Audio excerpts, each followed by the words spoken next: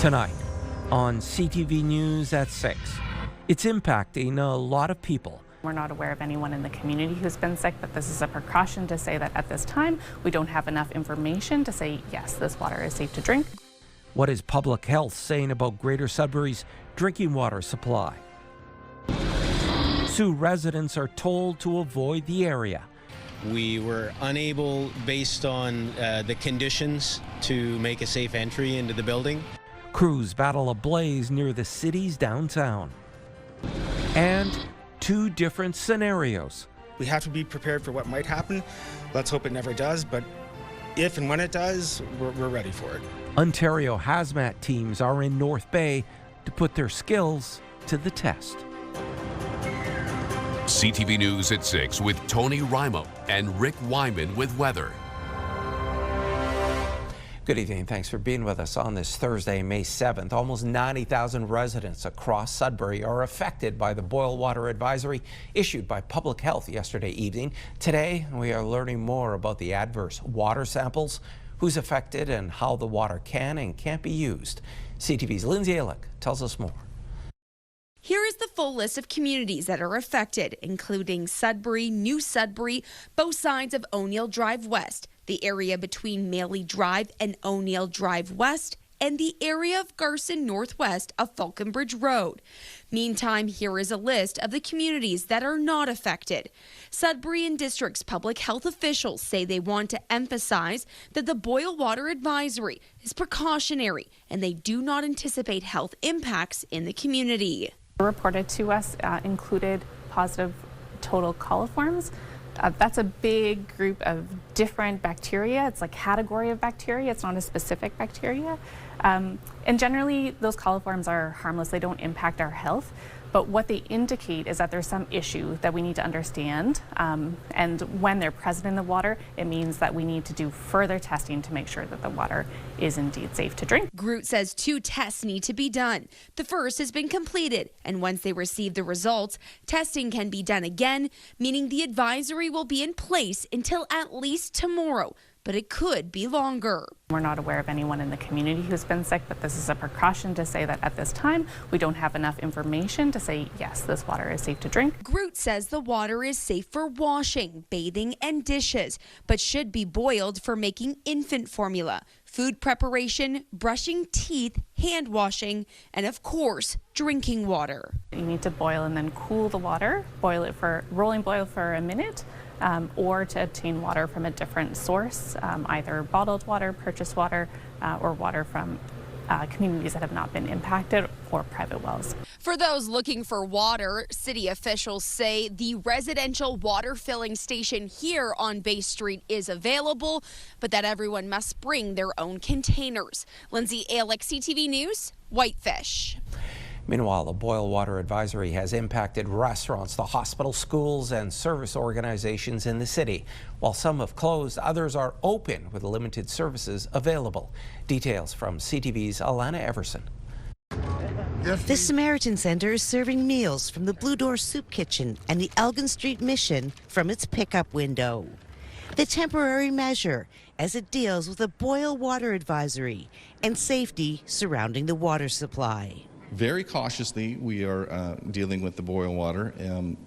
What has happened today was we had to close down the Elgin Street Mission and the Blue Door did not open the restaurants because they serve coffee and water, and the coffee doesn't actually get to a boiling enough temperature because it's connected right to the city lines. Dine-in will remain closed until the advisory is lifted. The centre opened its washrooms midday Thursday and will operate them from 8 a.m. to 7 p.m. temporarily. What we wanted to do was keep the washroom facilities open for folks that needed to use the facilities. We wanted to make sure we had the proper signage. And so you never know what happens inside of a washroom if people are filling up their water bottles or if they're washing or doing whatever. So we're being very cautious. Some coffee shops and restaurants in the city remain closed due to the advisory, while some say they are taking the needed precautions to stay open. At Health Sciences North, officials say patients are getting their meals, and the hospital has secured a large supply of bottled water for patients and staff. People coming to HSN are encouraged to bring their own water where possible to help conserve supply. The Rainbow District School Board says schools in areas impacted by the advisory remain open. Students are being asked to bring bottled or boiled water to school. Any food preparation requiring water is discontinued. Prepackaged food will be served as part of breakfast and snack programs if available. Elena Everson, CTV News, Sudbury. And bottled water has quickly become a hot commodity in Sudbury. Store shelves are empty following the citywide boil water advisory. CTV's Amanda Hicks reports. At Culligan Water in Sudbury, the taps are open and the bottles are filling up fast. Management says the phones haven't stopped ringing since the boil water advisory was issued yesterday. Usually we get about 200 a month when we track them, and so far today, since 8 o'clock, we're up over the 200 mark, and it's only 12:32 today. So it's been a little busier than normal. The scene was much different at major grocery stores across the city. By last night, the water aisles were bare. For resident Lindsay Dumont, the sight was a shock. We go in and there's an employee saying, like, the employee was at the front and she was like, there's no water, this and that. So I already knew, so we were kind of like, darn it. But after that, we still went into the store and I seen the shelves.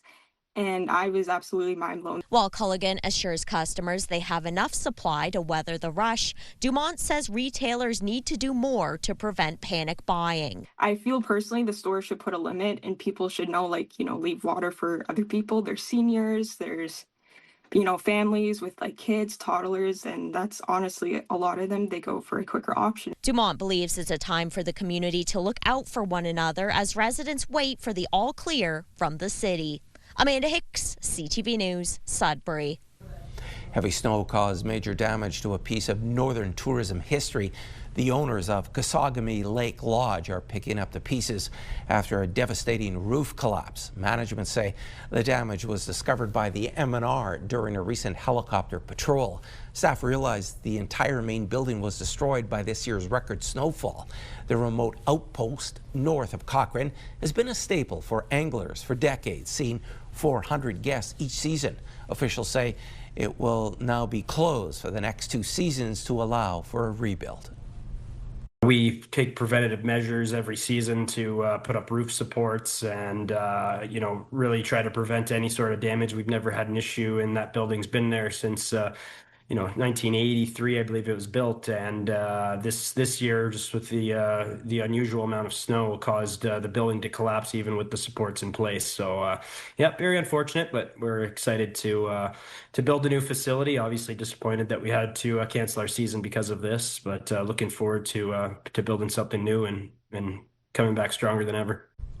Management say they are committed to bringing the lodge back to life, but the remote logistics mean it will be a long road to reopening. Well, another cool day out there. We are well below seasonal when it comes to the temperature. Is a warm-up coming soon? To tell us more, here's CTV's Rick Wyman. Tony, that's a $64,000 question. I get that every day. When is it going to start being sunny and warm? Well, we'll have to wait until at least Tuesday, Wednesday next week. Some sunny skies and warmer temperatures. Let's have a look and see what's happening here with our forecast radar as issued by Environment Canada. Precipitation moving in, of course, as I've been saying all week long, we've got either flurries or showers in the forecast. And then Mother's Day could be a washout with shower activity. We'll keep a close eye on that. But again, we'll also have some of the current temperatures a little bit later on, our 7-day forecast, and maybe, just maybe, forecast could change in a day or so to brighten up Mother's Day. We'll soon find out, Tony. Back to you. Thanks, Rick. A Canadian insurance company is making a change. Still to come on CTV News at 6. It all has to do with rising jet fuel prices. But first, we're heading to Elliott Lake. This live webcam is from the city of Elliott Lake, and it's from the Fire Tower Lookout. It's 7 Celsius.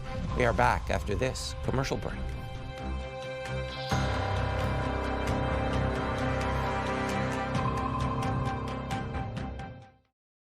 When you see it happen, send it to CTV News. Text 10400 from your screen to ours. Text 10400. A big house fire in Sault Ste. Marie shut down a major roadway for much of the morning today. Shortly before 10 o'clock, crews were called to battle the blaze on Wellington Street West. 4 fire trucks and other fire officials arrived on scene initially with a complement of 16 firefighters total, while other emergency services held the scene. Fire officials believe no one was injured in the incident, noting that individuals inside the building exited as crews arrived. Several people watched the event play out there nearly from the beginning. I saw smoke up in the skies, and I looked over, and boom, that house was on just up Inferno. It looked like somebody put a pepper shaker into the air, and it just looked like black smoke everywhere. A lot of smoke, really dirty smelling, and all of a sudden the fire trucks started rolling, and they were doing their job. We've been working at it for a couple of hours now, trying to get the fire knocked down. We were unable, based on the conditions, to make a safe entry into the building. So we fought the fire from exterior, from windows, doors. We've cut a few holes in the roof to gain access to the attic, and we feel like we've gotten a pretty decent handle on it at this point. Sault Fire Services is investigating the blaze with information passed along to the Ontario Fire Marshal. Sault Police say at this time they are not investigating. Police in Chiging First Nation seized more than $17,000 in drugs and cash yesterday. 3 local people and 1 person from Scarborough have been charged with trafficking after police executed a search warrant at a home on Hall Street. Police found suspected cocaine and more than $4,000 in cash. The investigation was a collaboration between UCCM Police and the OPP. Northeastern and Northwestern Ontario municipal leaders continue to call on the provincial and federal governments to accelerate investment in Highways 11 and 17. And as CTV's Lydia Chubak tells us, the Ontario Trucking Association has added its voice to the effort. The 3 groups are advocating for a phased approach to improvements to Highway 11 and 17, including widening sections, 4-laning, and the addition of 2+1 sections where 4-laning is not possible. Leaders say having the Ontario Trucking Association on board helps amplify their message. The provincial government is fully aware of our meeting. We've sent it off to the federal government, and now we're hoping to get some traction, have an opportunity to meet with the key ministers as well as the PM. We're going to keep promoting the necessity here, and I think that I'm hopeful that we'll eventually come to an understanding between both the federal and provincial governments to undertake this large project. Officials say Highway 17 and 11 support billions of dollars in trade each year, and they don't want to see a repeat of the Nipigon Bridge failure that happened a decade ago. We know how we are faced with our neighbor right now. Anything that can have a bump in the road, and that's as simple as that bridge and the rail line right beside it getting in any kind of situation, Canada is literally cut in half. And I don't know if people really realize the importance of that. Our infrastructure was built in the 40s to accommodate 40s kind of traffic. Here we are the number of years later, and we're still traveling the same routes. The Ontario Trucking Association was unavailable for an interview, but in a news release it said it's still waiting for a meaningful response from the federal and provincial governments. Lydia Chubak, CTV News, Timmins. Gas prices are hitting their highest levels in 4 years. Air Canada is announcing new reductions in its flight schedule, and at least 1 insurance company is no longer covering cancellations related to the jet fuel shortage. CTV's Andrew Johnson reports. This will mean fewer options for some people who fly on a list of route reductions across multiple airlines that continues to grow. In Metro Vancouver, Alexandra Antonovich is feeling it. She visits her parents several times a year in Raleigh, North Carolina, and was delighted when Air Canada added a direct flight from YVR. It just takes only 5 hours. Usually I would take Connect flights, and that would be about double the time, even triple. With some strikes going on, it was once like a day and a half. So it's just convenient. But that seasonal route will end early this summer. Air Canada is also ending seasonal routes early from Toronto to Charleston, North Carolina, and Sacramento, California, and from Montreal to Austin, Texas. The airline says the decision was made as a direct result of the price of jet fuel. WestJet also previously announced plans to slash its capacity by nearly 6% in June. Antonovich says it all adds up to another hit to the cost of living in 2026. We travel around a lot in our car, and we see the gas prices going up every day. I'm sure that affects also the food prices and the flights and everything in our daily lives. Air Canada says customers who have already booked are being contacted with alternate options or a refund. There is another spin-off effect if you buy insurance to protect you in the event of cancellations. Manulife says it is now classifying the jet fuel shortage as a known event. What that means is if you book travel cancellation or disruption insurance through Manulife after May 5th, problems related to this issue likely won't be covered. It might be a good idea to check with your insurance provider before making any new bookings. Andrew Johnson, CTV News, Vancouver. A follow-up on a story we brought you Tuesday on Red Dress Day. The North Bay Indigenous Friendship Centre saying today that during an interview, an incorrect reference was made stating that a missing woman was from Wet'suwet'en unceded territory. The intention was to say Manitoulin Island. We regret the error and apologize for any confusion or concern this may have caused to the community of Wet'suwet'en. All right, back now for a check on your current conditions. Here's Rick. Tony, we've got some precipitation, we've got flurries, and we've got showers. We like to call it sleet, as indicated by our forecast radar. Environment Canada will have further details coming up with our 7-day forecast just minutes away. But first, let's check out some of our current temperatures. And some areas affected by precipitation this hour. Moosonee, some sun and cloud at 4. Cochrane, some light rain at 5. Timmins, cloud cover at 6. Cap, some sun and cloud also at 6 degrees. Meanwhile, Chapleau, sun and cloud at 3. Wawa, 4 with sunshine. Sault Ste. Marie, cloud cover also at 6. Parry Sound, sunshine at 4 degrees for this hour. Meanwhile, in North Bay, cloud cover at 4. Temiskaming Shores at 6 and Kirkland Lake at 5. Greater Sudbury Nickel Belt, we've got 6 and cloud cover this hour. Mainly cloudy in Espanola at 7 along that Highway 17 corridor. Elliott Lake, pretty well the same conditions. Predominantly cloudy, 7 degrees. We've got Gore Bay, some sun, some cloud. And of course, not a bad evening on the island. We'll take a look at the 7-day forecast, an interesting pick of the day. And of course, we've got quite the story, Tony, of an avid Habs fan. Despite last night's loss, his spirits are still up, and he's looking forward to showing off his casa, his home, very shortly. We'll have that story after the 7-day forecast. Back to you. Thanks for that, Rick. It's a cruise they won't soon forget. Next on CTV News at 6, we get the latest on the Canadians on board a vessel with hantavirus. And Manitoba has declared a public health emergency over HIV infections.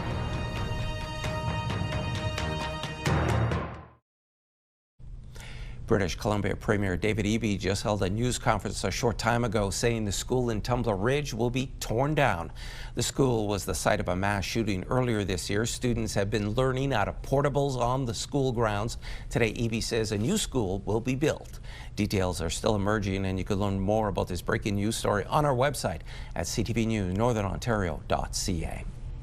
Consular officials from Global Affairs are on their way to meet up with 4 Canadians as a cruise ship heads towards Spain's Canary Islands following an outbreak of the hantavirus. CTV's Adrian Gabriel reports. One of our passengers sadly passed away last night. Sunday, April 12th, this captain's address informs those on board the MV Honduras that a passenger has died, though there's no signs of an infectious disease on the ship. It was due to natural causes, we believe. Rohi Chenet recorded the captain speaking to those on board. People were socializing with each other.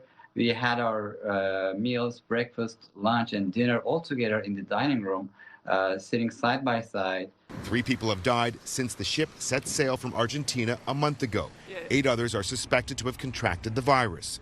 So far, the 4 Canadians who remain on board are showing no symptoms, though CTV News has now learned that 2 additional Canadians are among the more than 24 people from 12 different countries who left the ship 2 weeks ago unaware of the outbreak. For these 2 individuals, they have been, from day one, monitored and assessed on a daily basis. Confirmation that a Quebecer who was on the same flight as a passenger with hantavirus is also in isolation. In a social media post, Quebec's Minister of Health saying it doesn't seem like they were in close proximity and the risk of transmission is very low. There are minimal concerns for the wider public, according to the World Health Organization. Hantavirus is usually spread through the inhalation of contaminated rodent droppings and isn't easily transmitted between people. Given the incubation period of the Andes virus, which can be up to 6 weeks, it's possible that more cases may be reported. The MV Hondias cruise ship was anchored for 3 days near Cape Verde off the coast of West Africa. It's now located here in the North Atlantic as it travels towards Spain's Canary Islands, where it's expected to arrive this weekend with more than 140 people on board. Consular support will be in place when the ship reaches port. Those who remain on the ship have shared that health and safety protocols are now in place, though many have been left to wonder if more could have been done sooner. The World Health Organization clearly stating that this outbreak is different than the COVID-19 pandemic. This is limited to just a small number of people, and currently there's no national or global threat. Adrian Gobriel, CTV News, Toronto. A new Leger poll shows that 2 out of every 3 Canadians support action banning kids under 16 from accessing social media and AI chatbots. More than 80% of those polled say they are concerned about the negative impacts of tech like Instagram, TikTok, and ChatGPT on children, though those with kids under 16 were less keen on the idea of a ban. The poll didn't say what is driving concern, but could include U.S. court verdicts against Meta and Google for harm to children and reports of the Tumblr Ridge shooters' use of OpenAI's ChatGPT as possible factors. The federal government's minister on AI says new legislation is coming. It has to capture one of the most important elements of what's going on in our economy, which is the rise of AI. And we're not going to rush it. We've consulted. I was with labor leaders last week. I was with environmental leaders. I was with Gen Z. So we're making sure we've got everything exactly right. And in the meantime, we're doing an enormous amount of work, and it will be coming very shortly. The comments follow yesterday's report from several watchdogs that found OpenAI violated privacy laws across the country as it developed its ChatGPT technology. The province of Manitoba has declared a public health emergency over the rising number of HIV infections. Manitoba continues to experience some of the highest rates of HIV in Canada. We know that Indigenous people are disproportionately affected by this. We know that relates back to all the factors that come from the ongoing effects of colonization. So this emergency is driven by a number of factors, one being injection drug use, homelessness, mental health issues, as well as a rise in other sexually transmitted and bloodborne infections. In 2024, the province's infection rate was about 3.5 times the national average. Total infections have risen sharply in recent years. In 2025, the province reported 328 new cases. Compare that to 2021 when there were 142. The highest rates are in the Northern Health and Prairie Mountain regions, while the highest total is in Winnipeg. And there's more news still ahead, but first, here's your full weather forecast with Rick. Days away from Mother's Day, Tony. We've got some rain in the forecast, perhaps even some showers or rain per se, and flurry activity. We call it sleet, a mixture of both. This is what we've got going on, permeating through the Northeast. I like that word, permeating. We've got some showers there, and of course that will continue into Saturday. Heavier rain by Saturday evening. We'll keep a close eye on that and continuing right through. Overnight conditions, chance of showers, Greater Sudbury, Sault Ste. Marie, more of the same. Chance of sleet in Timmins, showers or flurries. Chance of sleet in Temiskaming Shores, chance of showers in North Bay. Meanwhile, in Moosonee, chance of sleet in Caphurst, Wawa, chance of sleet, chance of showers, Gore Bay, Parry Sound, partly cloudy skies. Go figure. Let's have a look now at your 7-day numbers. Sudbury, Nickel Belt, chance of showers tomorrow at 9 to kickstart your weekend. Showers on Saturday, Sunday, at least the chance of 12 and 10 your highs. Chance of sleet on Monday, 30%, 11 your high. Tuesday, some sun and cloud, and 12, still about 4 or 5 degrees below normal. Sault Ste. Marie, Algoma, chance of showers tomorrow at 9. Chance of sleet on Saturday, Sunday as well, 9 and 8. Your daytime highs. Chance of showers on Monday at 8. 12 degrees Tuesday, sun and cloud and some cloud cover Wednesday. 13 degrees, still short by a couple of notches for the normal at this time of the year. Timmins, Cochrane, Kapuskasing, chance of sleet for not 1, 2, 3, but 4 days. 60% tomorrow, 40 Saturday, 40 Sunday, and 30 Monday. Your highs 8, 10, 9. And of course, the beat goes on. It's been a rough week for sleet in Timmins, Cochrane, Kapuskasing, but there is a bit of a break. Next Tuesday, Wednesday, sun and cloud both days. Your highs around 11 and 13 degrees. So you do get the weatherman smiling on those days. Temiskaming Shores, Kirkland Lake. Chance of sleet tomorrow at 40%, 9 degrees your high. Chance of showers on Saturday, Sunday, both days at 10. Chance of sleet Monday, 10 degrees as well. Your chance, 30%. It might happen, may not happen, but you might get a couple of sunny breaks as well. Tuesday, Wednesday, sun and cloud, 12 degrees for both days. So people wondering, is it going to get warmer? Is it going to start feeling like May weather? I've got a funny feeling as we approach mid-May, it'll start to happen, but you never know. It's been one of those years so far, wacky weather all year long. North Bay, West Nipissing. Chance of showers for a couple of days, Friday, Saturday, 10 and 12. Again, chance of showers on Sunday at 11. Monday, chance of sleet at 30% at 11. 12 degrees Tuesday, sun and cloud, and Wednesday, cloud cover as well. Carter Brown, our director tonight. Please roll that pick of the day, if you will. We'll have a gander. Miller and Maeve, American Bulldogs, just chilling. I like that. Thank you, Monique and Mike Paquette of Sudbury. Beautiful, just beautiful dogs. Just chilling. Why not? Hey, the Habs may have lost Game 1 last night. Hey, things happen. But that's not going to bring this fan down. Madison Merrier has Eric's story coming up. He's an avid Montreal Canadiens fan. That story after the break.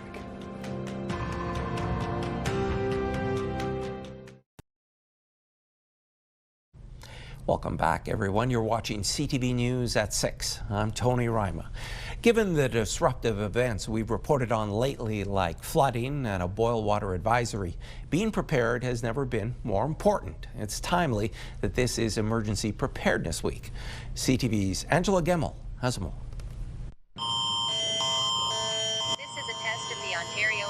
Most Ontarians got this emergency alert on their devices today. The test is part of Emergency Preparedness Week in Ontario and across the country. Important to know what those risks are and how you would be better prepared in your home to either to be sheltered in place, or if you have to get up and go, what would you be taking with you? Emergency Preparedness Week is meant to remind everyone emergencies can happen quickly and without warning, so being prepared is key.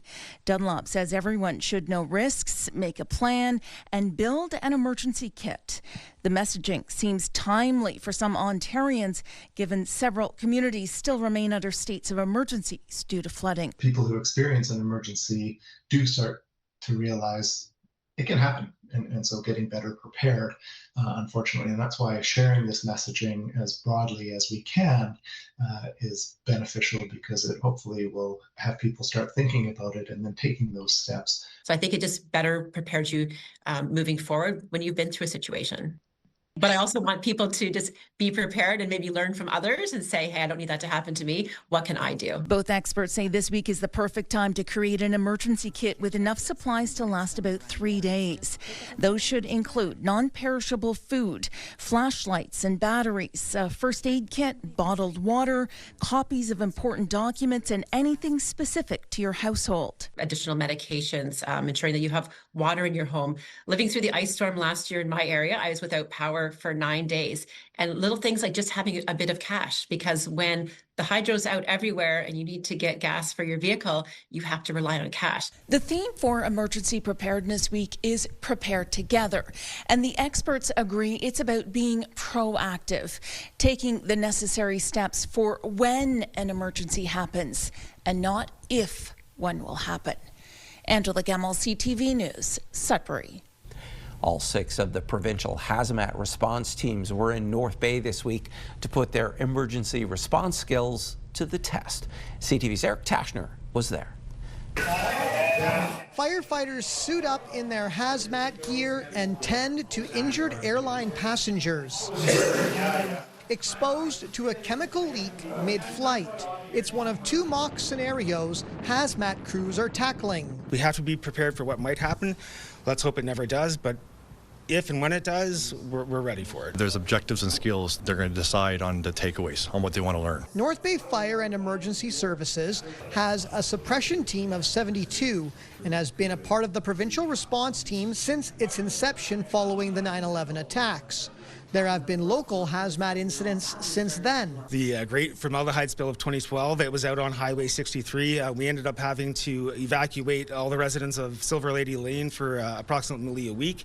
And then we had the remediation crew for well over 6 months, and they ended up having to neutralize the formaldehyde that was saturated into the ground. The team can respond as far north as Timmins, Cochrane, Kapuskasing, and Wawa. North Bay's been a great asset for us. Last year, North Bay's offered up to be the host and to basically coordinate and take on all of our 6 provincial teams. The response network is able to handle different CBRNE incidents. That stands for chemical, biological, radiological, nuclear, and explosives. The hazmat teams respond 24/7 and often work with local police and OPP to coordinate and manage complex hazmat responses, including transportation emergencies, illicit drug labs, and industrial accidents. Every time we do a recruitment, the expectation is that the new recruits are going to go through the hazardous materials technician program. So as of right now, over half of our department is at a level of a hazardous materials technician level.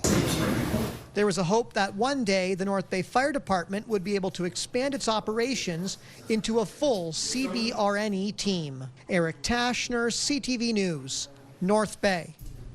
Menopause is something all women go through, but finding answers and the right medical care in a timely fashion can be a struggle. A new virtual menopause clinic is hoping to help bridge that gap for Albertans. CTV's Amanda Anderson reports. I started second guessing myself, like, is this menopause or am I starting to lose my faculties, Deb Volrath says the hot flashes, hair loss and memory issues started about 6 years ago. People make a lot of jokes about menopause, like, oh, you're going crazy or you're losing all your hair and stuff like that. Those were actually happening to me. Answers she and many women struggled to get. As the years passed and symptoms persisted, her frustration grew. This is a big deal. Every single woman on the planet is going to go through it.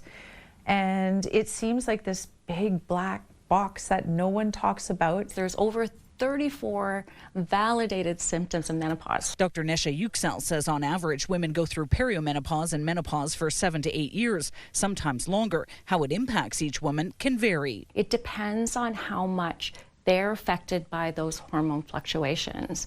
So there are some women who only see menstrual cycle changes and maybe no symptoms. There are women that see menopause symptoms and no cycle changes, and there are women that see both. She says there are very few specialized menopause clinics in Canada, and the wait to get in can be long. It's why she's part of a local team behind Effica, a virtual menopause clinic. We're helping you make sense of your symptoms, what's happening. We're listening, validating, and helping you navigate what would be the best option for you and what care plan would be best for you. There is a fee to access the service, which could be covered by private health insurance. Its website does include a number of free resources to help answer women's questions about menopause. Volrath says she tried everything, including products claiming to relieve symptoms and balance hormones that popped up on social media. But it was the clinic that changed her life. I felt like I had the information and the resources to tackle the situation and to start to regain my life. Control over my life, as opposed to menopause having control over me. Effica is currently available in Alberta and Ontario, but is expected to expand to other provinces in the coming months. Amanda Anderson, CTV News, Edmonton.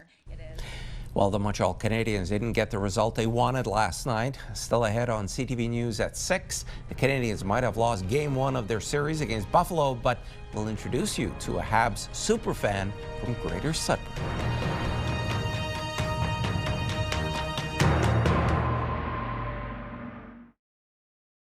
Clothing provided by Laura, Melanie Lynn. The community paper in a small town west of Ottawa has welcomed an eager new writer who is just 10 years old. He's the latest columnist for his local paper and says he wants to give people a kid's perspective on the world. CTV's Sean Varden has more. Mayor Murphy, I've already started that. Fred Hillier is not your typical 10-year-old. Along with schoolwork, hobbies, and church, he's now the newest and youngest columnist at the Eganville Leader. I want to be able to tell the world these days through a kid's eye.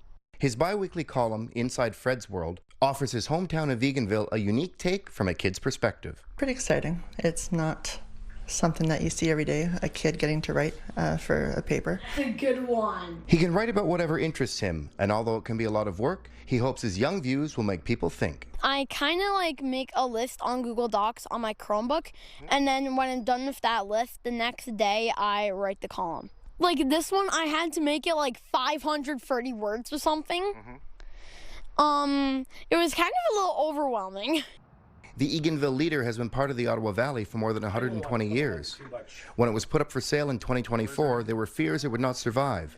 But when new owners were found, Fred knew he wanted to be part of it. When we introduced them in our April 22nd edition, people were actually excited to see someone that young with that kind of an interest, and I know that he's going to resonate well with our readers. One of my classmates, he's in the same grade as me, he said he read it on the first morning of the column, and he said it was really good.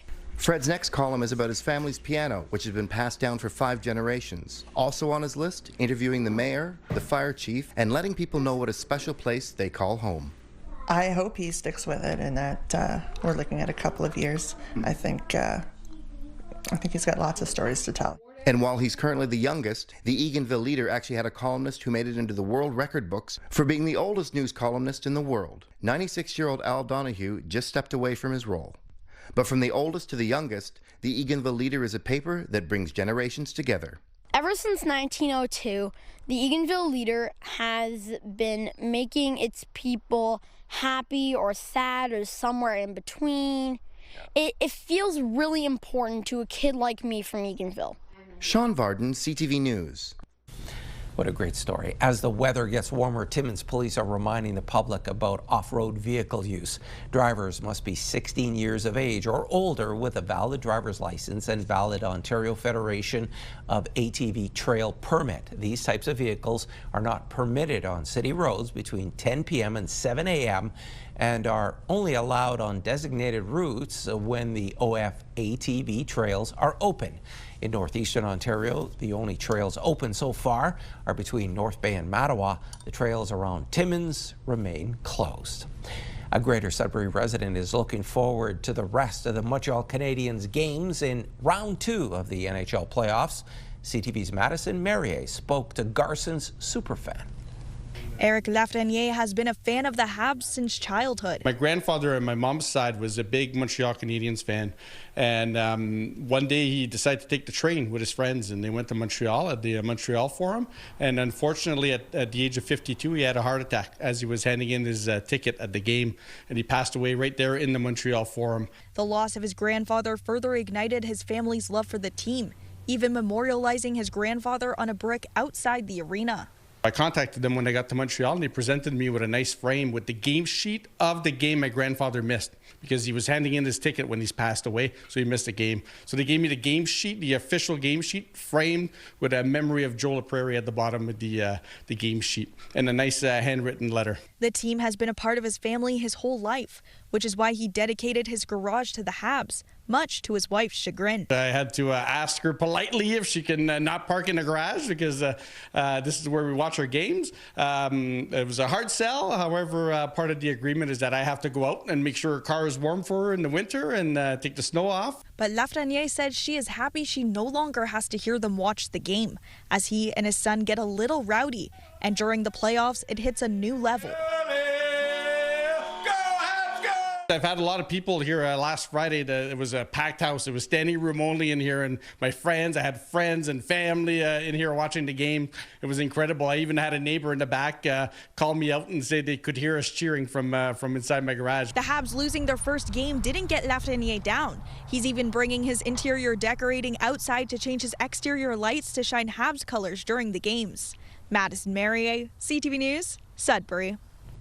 And the Habs will be back on the ice tomorrow night for Game 2 in Buffalo. Tonight, however, hockey fans in Montreal will be watching a different team. The Victoire take the ice in Minnesota against the Frost for Game 3 of the semifinal series. The series is tied at 1 game apiece, with the Victoire looking to take the lead tonight. An iconic actor is honored, and a prequel of a beloved film is coming to the silver screen. David Daniel has tonight's Hollywood Report. I'm so lucky to have this life. I wouldn't change a thing. But change is coming. Here's your first look at the Legally Blonde prequel series, Elle. The future Harvard lawyer loses her glam teen life in Bel Air when her family moves to nearly blonde-free Seattle. Elle premieres July 1st on Prime Video. Glenn Close is the latest star to leave her handprints and footprints at the TCL Chinese Theater Courtyard in Hollywood. At age 79, the 8-time Oscar nominee says she's nowhere close to hanging it up. I still am fascinated and challenged by what it means to be an actor and how to try to interpret what it means to be a human in stories that I think are worthwhile. I'm fired up, ready to go. I'm saying. Showtime! Fans will get one more serving of The Bear. FX has announced the 5th and final season of the award-winning series will debut June 25th, with all 8 episodes available to stream at once on FX and Hulu. Manja, baby. In Hollywood, I'm David Daniel.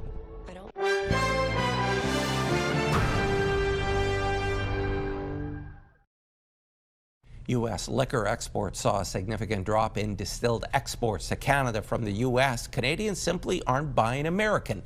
And now a new Nanos poll for CTV shows a majority stand behind the boycott. Abigail Beeman reports. Running a big softball tournament this weekend has Thomas Ray stocking up on Canadian coolers. A boycott of American liquor hasn't changed things for him. I just stick to what's available and what's delicious. Mostly Niagara Falls stuff. And you're happy to support Canada? Super happy to support Canada. More than a year after provinces started pulling American booze from Canadian shelves and the U.S. made its irritation clear. It is outrageous that Canada will not put U.S. spirits on the shelf. It is insulting. It is. And disrespectful. New polling by Nanos for CTV News shows most Canadians maintain boycotting U.S.-made goods and travel to the U.S. is helpful to strengthening Canada's bargaining position. 53% believe it's helpful and 29% somewhat helpful. Not much changed when asked the same question in October. I think a lot of this has to do with the fact that there hasn't really been significant progress in the trade discussions with the United States. I don't go there. I mean, I have family there. Haven't visited in a hot second. I won't spend any of my extra money on anything from the United States. That gives us leverage. We should know. We can't give that up. I think they should bring back American products, definitely. A good bourbon once in a while never hurt anyone. The American liquor lobby would appreciate that last remark after seeing a 63 to 67% reduction of exports to Canada. We've seen a reduction in jobs, and small craft distilleries in the United States are feeling that pressure. Some of them are starting to shut down. But most provinces are sticking with their boycotts. Ontario's LCBO is one of the biggest liquor buyers in the world. 2 weeks ago, the Premier said the alcohol only goes back on the shelves when the U.S. removes their tariffs. Abigail Beeman, CTV News, Ottawa. A Canadian mining company is halting operations in Cuba because of U.S. sanctions. BNN Bloomberg's Mirella Fernandez has more. Sherrod International has partnered with the island nation to run cobalt and nickel operations for decades. It is one of Cuba's largest foreign investors. Washington has announced sanctions on any foreign person operating in Cuba's metals and mining sectors, so Sherrod's work there is being suspended immediately. Their shares fell 42% today. Here are the closing numbers for the day. The Canadian dollar down to 73.27. West Texas Intermediate down to 94.81. Western Canadian Select is down over $6 to $74.47, and the TSX lost 125 points today. Those are your business headlines. I'm Marilla Fernandez. And here are the current prices for some key commodities we watch. Gold up $11.51, closing the day at $46.97.25 US an ounce. Silver up $1.36 to end the day at $78.82. Copper moved forward 3 cents to $6.04, and nickel down 11 cents, ending the day at $8.51 US a pound.